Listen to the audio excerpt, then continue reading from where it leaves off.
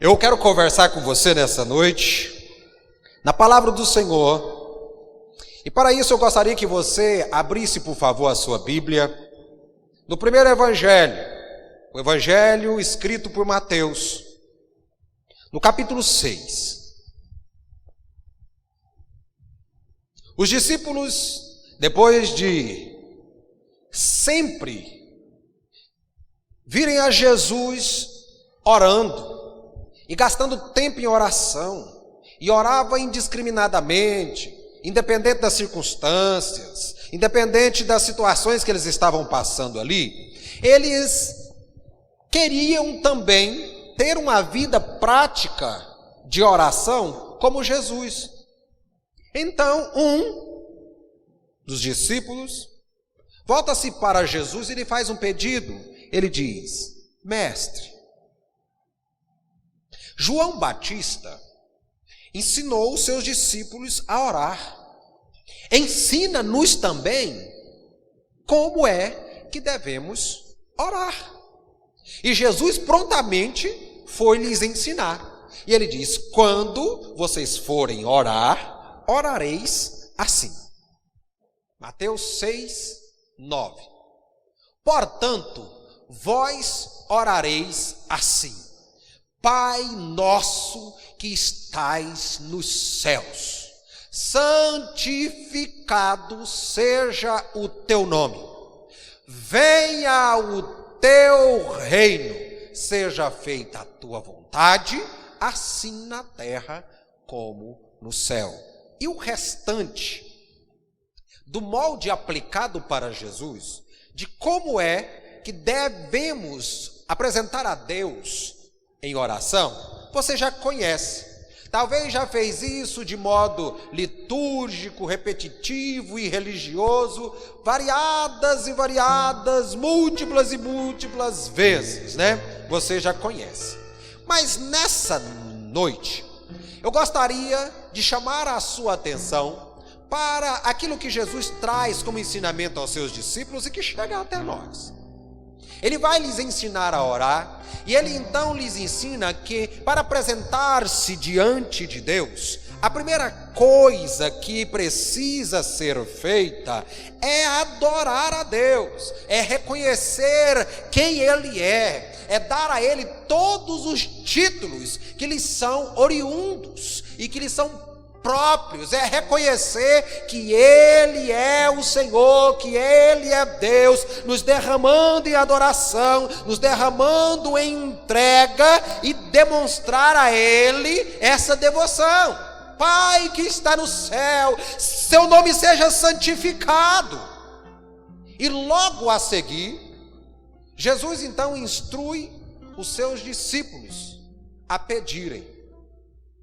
Antes de qualquer pedido que eles deveriam e que nós devemos fazer a Deus, antes de quaisquer, inclusive do pão diário, cotidiano, tão necessário, que nós temos nossas necessidades fisiológicas, temos fome todos os dias, carecemos de alimentação todos os dias, mas Jesus, antes até de instruir a pontuação na oração, o lugar que essas petições devem estar, ele ensina que em primeiro lugar, o servo do Senhor, o discípulo de Jesus, que recorre a Deus em oração, deve rogar pela vinda do reino de Deus aqui na terra.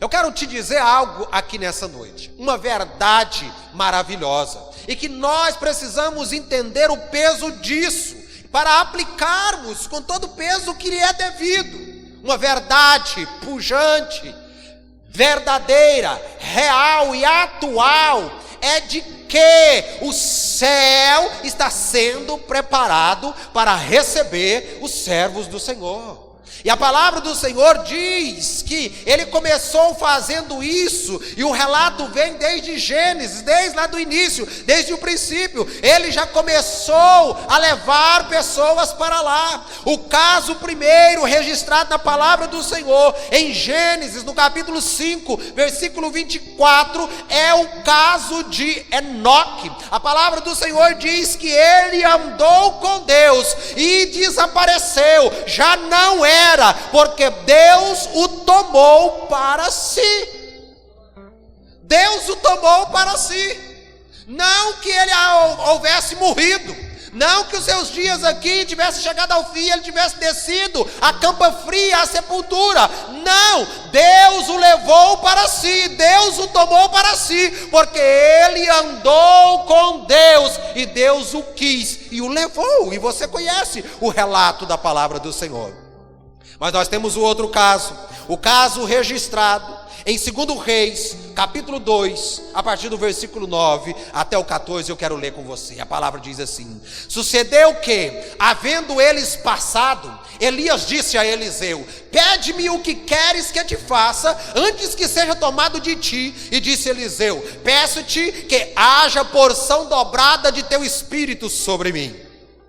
E disse: coisa difícil pediste, se me vires quando for tomado de ti, assim te fará, porém se não, não se fará. E sucedeu que, indo eles andando e falando, eis que um carro de fogo com cavalos de fogo os separou um do outro, e Elias subiu ao céu num redemoinho.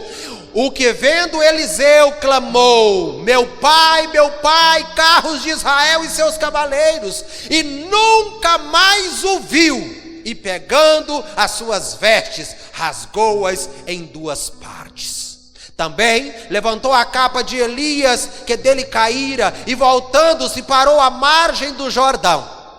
E tomou a capa de Elias, que dele caíra, e feriu as águas, e disse: onde está o Senhor Deus de Elias? Quando feriu as águas, elas se dividiram de um ao outro lado, e Eliseu passou. Estavam andando, uma caminhada comum. Elias já aguardava por um evento excepcional e extraordinário. Eliseu não sabia do que se tratava, mas faz um pedido ao profeta Elias, e ele então lhe garante: se você me vir no momento em que eu for tomado de ti, será feito para você desse modo. Então eles estão caminhando, depois de que Elias já havia cumprido o que o Senhor tinha dito para ele, ungir 2 reis e um profeta para o substituir. Estão caminhando ali, e de repente desce uma carruagem do céu, um cavalo e um carro de fogo, e passa por entre eles e os separa, um para cá e outro para lá, porque o carro e o cavalo passam entre eles. Então um redemoinho leva Elias para o céu, e nunca mais ele foi visto.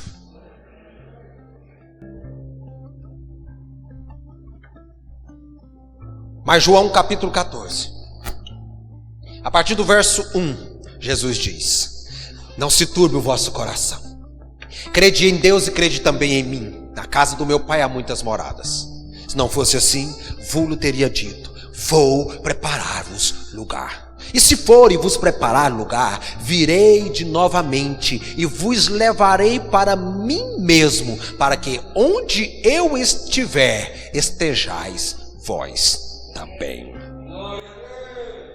A verdade real, condizente, atual, para mim e para você, é a grande promessa. Veja, o Senhor levou Enoque para o céu. O Senhor levou Elias para o céu. E o mesmo Senhor virá buscar a mim e a você e levar-nos também para o céu. Mas quando Jesus vai ensinar os seus discípulos a orar, Ele não nos ensina a orar pedindo: Deus, nos arranque daqui e nos leve para o céu. Não é assim que ele ensina. Não é isso que ele quer que nós o peçamos. Embora nós precisamos estar preparados, o que vai garantir a nossa ida para o céu é o posicionamento de Enoque. A palavra está escrita, e você viu comigo aqui, conferiu no texto sagrado: é andar com o Senhor, obedecer o Senhor, cumprir a sua vontade, fazer o que ele quer. Isso vai garantir nossa entrada no céu. Não adianta orar e pedir: Deus, me leva para o céu, se você não andar com o Senhor. Mas o que ele nos ensina, estando andando com ele, já garantidos de sermos levados para o céu, é pedir que o governo que está instalado no céu, o reino que está instalado no céu, desça até nós, para que possamos viver assim como é no céu, aqui também na terra. E então ele ensina os seus discípulos a pedir: venha o teu reino. Interessante notarmos é que a nossa vontade, nosso desejo, nosso anseio, nossa fome, a nossa sede é vivermos este reino hoje. Cantamos tantas canções com este tema, fazemos tantas petições, orações, súplicas, deprecações, e pedindo a necessidade de vivermos esse reino. E aí, meus irmãos, quero te dizer, a responsabilidade de trazer esse reino pesa sobre mim e sobre você. Sobre nós pesa essa responsabilidade, porque nossas atitudes aliadas a esta oração é que vai trazer o reino de Deus aqui. E então, nós não veremos mais os corruptos governando, nós não veremos mais os sanguinários governando, nós não estaremos suprimidos pelo peso opressor do ímpio, mas nós veremos cada dia esse governo e esse reino de Deus se instalando sobre a face da terra. Mas as nossas atitudes é que vão determinar a implantação desse reino. O que é que nós precisamos fazer para que venha o reino de Deus aqui na terra? Venha o teu reino. A primeira coisa que nós precisamos fazer, meus irmãos, é desejar que o reino venha. Você é desejoso que esse reino de Deus se instale? Tem vontade, tem pressa que isso aconteça? É ansioso para ver esse governo plenamente instalado, instaurado e atuando sobre os homens? Essa atitude de desejar a vinda do reino é que fará com que ele venha. Por isso é que Jesus instrui a oração, a pedirmos desse modo. Depois, meus irmãos, de adorarmos a Deus, nós deveríamos orar para o avanço das causas de Deus, colocando os interesses dele em primeiro lugar. Desejar que o reino venha é já estar posicionado como se esse reino já estivesse aqui. É agir nas mínimas questões, cumprir os mínimos compromissos, posicionar-se, ter moralidade, posição honesta, de acordo com a palavra do Senhor, com o que diz a necessidade do reino dele. Se ele é o rei, o seu mandamento deve ser amado e obedecido. Ele diz: vocês dizem que me amam, mas não fazem o que eu vos digo. Para me amar, precisam guardar os meus mandamentos.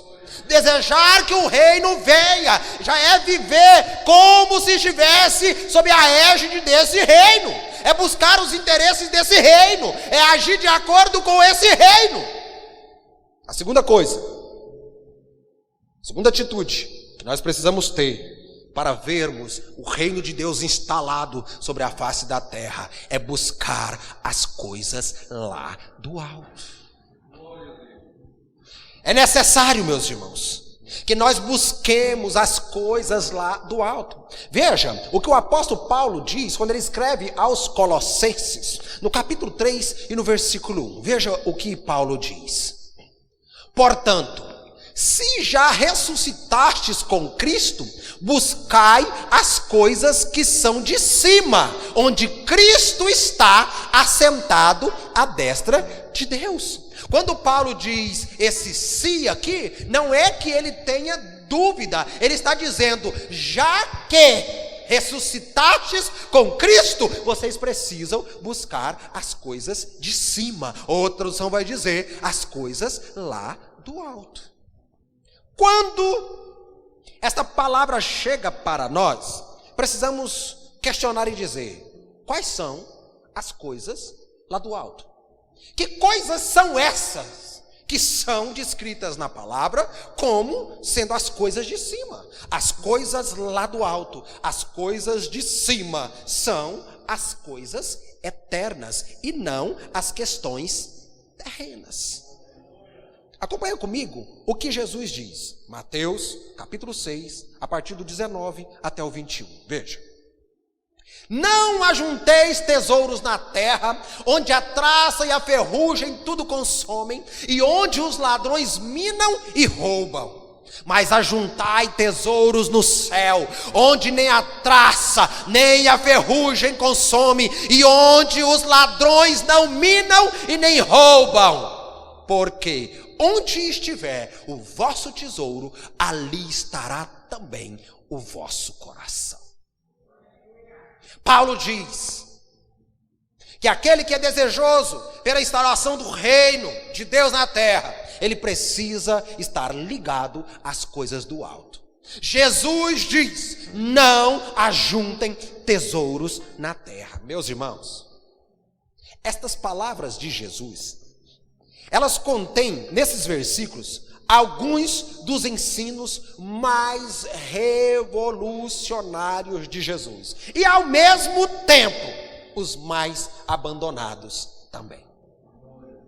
Porque esse é um ensino que revoluciona o nosso pensamento, a nossa ideologia, os nossos projetos, as nossas ganas, as nossas necessidades. Porque o que nós queremos é ter, possuir. Mas Jesus diz o contrário disso. Ele revoluciona e ele diz, não ajuntem para vocês tesouro no céu.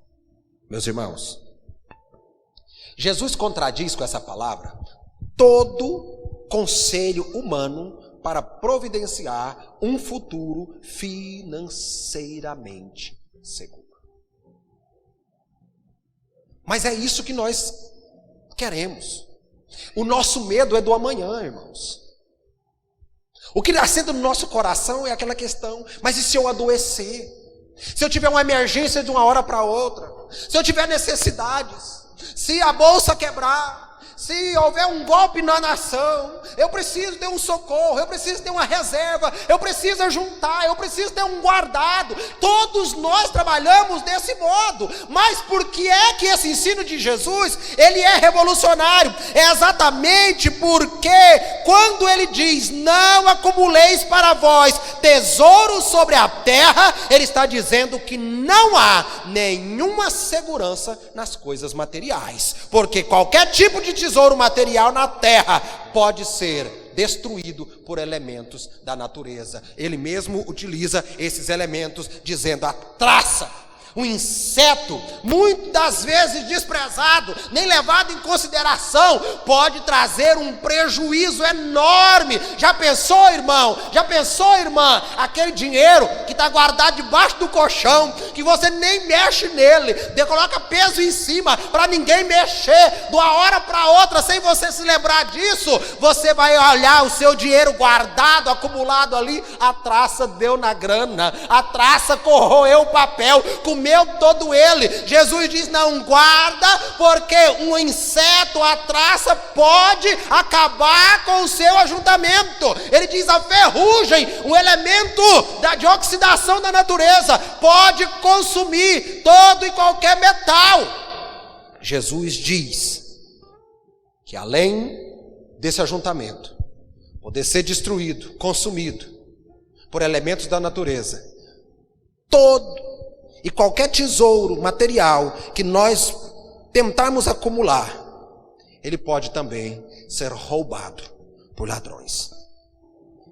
Mas Jesus diz, aleluia, Jesus diz que existe um investimento seguro. Diga glória a Deus. Jesus diz que tem um investimento seguro. Eu não estou dizendo aqui para você nessa noite que você não deva fazer um investimento. Não estou aqui pregando, meus irmãos, nenhum tipo de abnegação cega, inconsequente. Não é isso que eu estou dizendo, porque não foi isso que Jesus disse. Jesus disse que nós precisamos preservar o nosso coração. Não podemos ligar o nosso coração a essas coisas, a juntar as coisas e colocar o nosso coração nisso ali. Jesus diz que o único investimento que não está sujeito à perda são tesouros no céu. Porque no céu a traça não rói, no céu a ferrugem não consome, no céu o ladrão não entra. Meu irmão, minha irmã, se o nosso dinheiro está num cofre seguro, então o nosso coração e o nosso desejo também está nesse cofre. Mas se o nosso tesouro está no céu, os nossos interesses estão centralizados lá. O Senhor tem muito para dar. Ele diz, meu é o ouro e minha é a prata. Todo recurso pertence a Ele. Mas se Ele destinar esse recurso para você, se Ele der esse recurso para você, como é que ficará o seu coração com relação a esse recurso? Para que o reino venha, é preciso nós nos desapegarmos das coisas que estão aqui, porque quando nós irmos para o céu, a única coisa que levaremos são as almas que ganharmos aqui na terra. Em terceiro lugar, terceira atitude que precisamos ter para vermos esse reino instalado é não nos deixar prender às coisas do mundo. Eu já ouvi crente dizer, já ouvi os crentes dizerem, Jesus podia demorar um pouco mais. Jesus podia adiar um pouco mais a sua vinda. Podia deixar mais para frente. Eu ainda tenho tanta coisa para fazer. Meu irmão, minha irmã. Meu irmão, minha irmã. Não se deixe prender. Não se deixe enlaçar por nada do que há nesse mundo. Nada pode te atrair e te firmar. Porque ao nos ligarmos com Cristo, nós demos a Deus a nossa antiga maneira de viver. Porque a palavra diz que com Ele nós morremos e ressuscitamos em novidade de vida. Nós abrimos mão. Ninguém foi forçado a isso. Ninguém foi buscado em casa à força para isso. O Espírito de Deus moveu-se em nós. Ele atraiu o nosso coração e nos convenceu do pecado, da justiça e do juízo. E então nós nos rendemos a Cristo, e ao fazer isso nós abrimos mão de uma maneira mundana de viver. Os costumes das nações, os costumes dos homens, os costumes da sociedade, os costumes do mundo não mais nos prendem, não estamos presos a eles. Vivemos de modo diferente, e o modo diferente que nós vivemos é de agradar o Senhor. Quando, nesse momento, nós ainda estamos na terra, ainda estamos aqui. Vou dizer mais uma vez, ainda estamos aqui, mas já é tempo de nós começarmos com mais veemência a cultivarmos as maneiras de lá, o modo que é lá, porque o reino está totalmente instalado lá. Se é isso que nós queremos ver. E Jesus nos ensinou que deve ser a nossa primeira petição, que o reino de Deus esteja firmado sobre a terra. Então, meus irmãos, é tempo de desejarmos que esse reino venha. É tempo para não mais nos deixar buscar as coisas do alto e não nos deixar prender as coisas do mundo. É tempo de nós querermos mesmo viver esse reino. O reino do Senhor. O governo dele, a condução dele, a vontade dele, acima da minha e da sua vontade.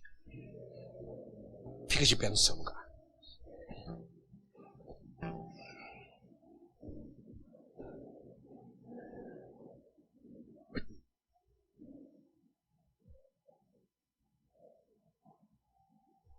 Meu Pai,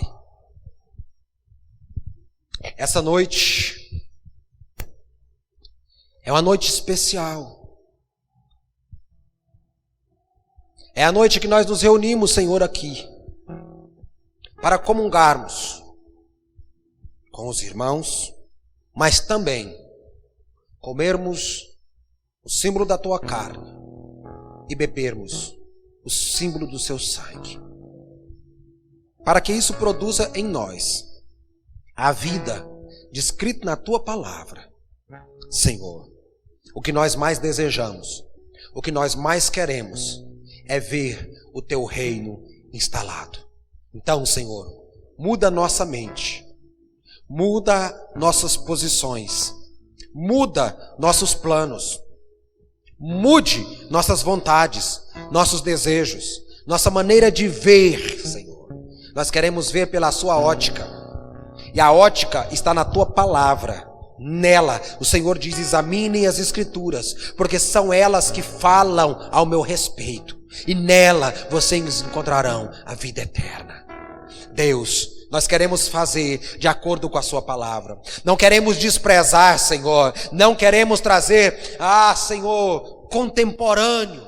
Nada, nenhum desejo, vontade ou costume, porque a Tua palavra, Senhor, ela não muda, ela não passa sem que se cumpra, Senhor. Ela é a única fonte de verdade absoluta. Nela nós conhecemos e reconhecemos o Senhor. Não adianta tentarmos atualizar nada dela, Senhor, porque Teu Espírito não vai permitir, Senhor. No Teu reino, Senhor, está, em primeiro lugar, a Tua palavra. Deus, os homens serão julgados por ela. O livro do Apocalipse diz, Senhor, que livros foram abertos, a Tua palavra, e outro livro foi aberto, o livro da vida. O que fizemos está de acordo com os livros, Senhor. O que durante a nossa vida, o que foi registrado no livro da vida, nossas práticas, nossas vontades, nossas falas, nossas ações e pensamentos estão de acordo com os livros que foram abertos à Tua palavra, Senhor. Esse dia será um dia, Senhor, pavoroso para muitos, mas para nós, Senhor, queremos que seja um dia de júbilo, de tranquilidade, sabendo que enquanto vivemos aqui, buscamos nos adequar à Tua palavra e vivermos somente de acordo com o que nela está escrito.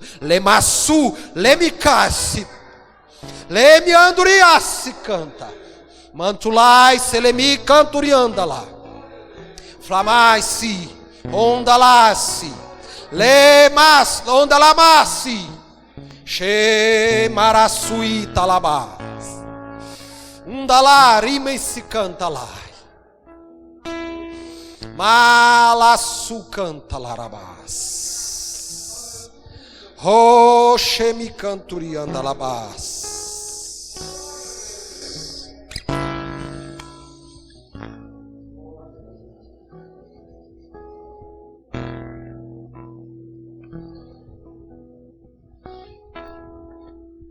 Glorificado seja o nome do Pai, glorificado seja o nome do Filho, glorificado seja o Espírito de Deus.